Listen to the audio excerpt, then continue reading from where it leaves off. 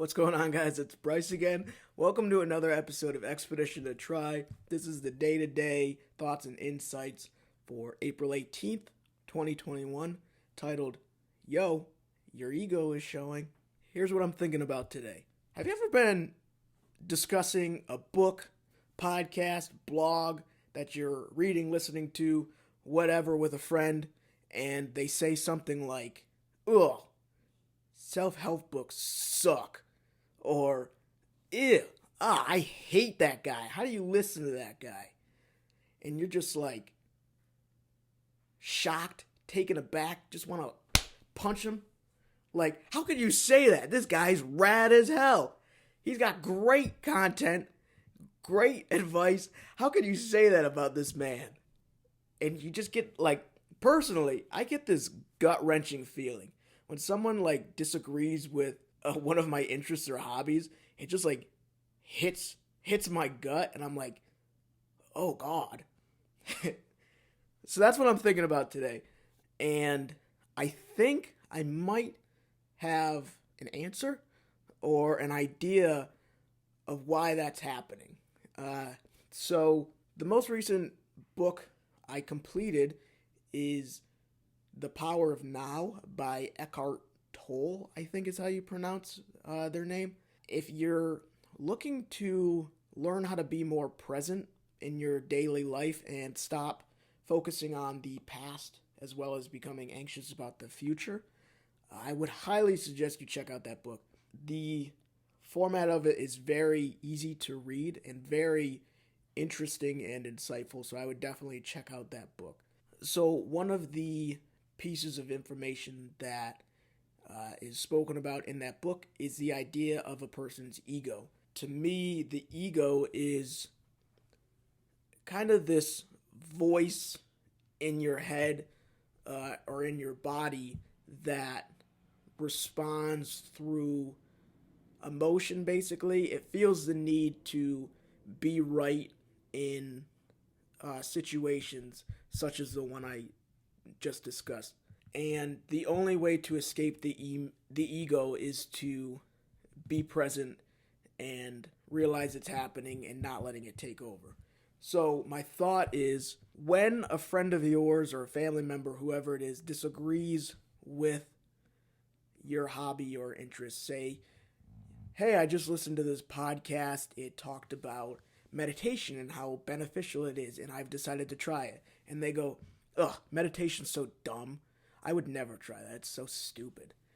And as soon as you get that gut feeling, my thought is that's your ego trying to build itself up through that emotion that you're feeling, that kind of annoyance with your friend or family member, and it switches something in your brain and tells you, you need to fight this. You need to prove to this person that you're right, that this topic is beneficial and good, and prove this person wrong.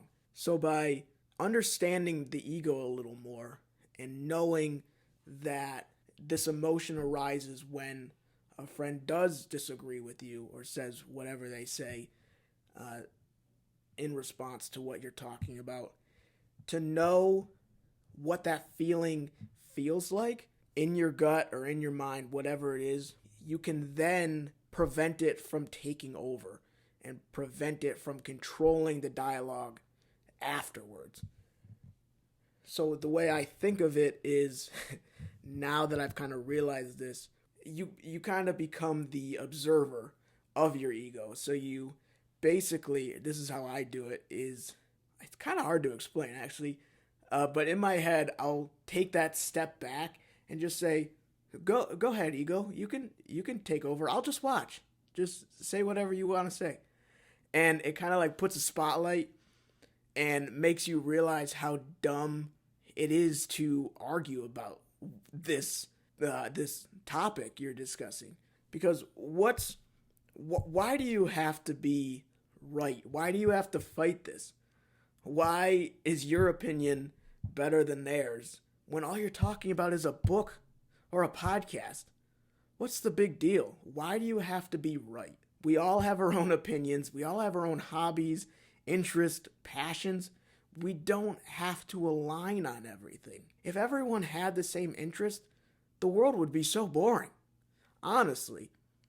So you have to realize that there's no point in growing upset when your friend doesn't like the same things as you. Who cares? You don't have to change who you are because your friend likes something else.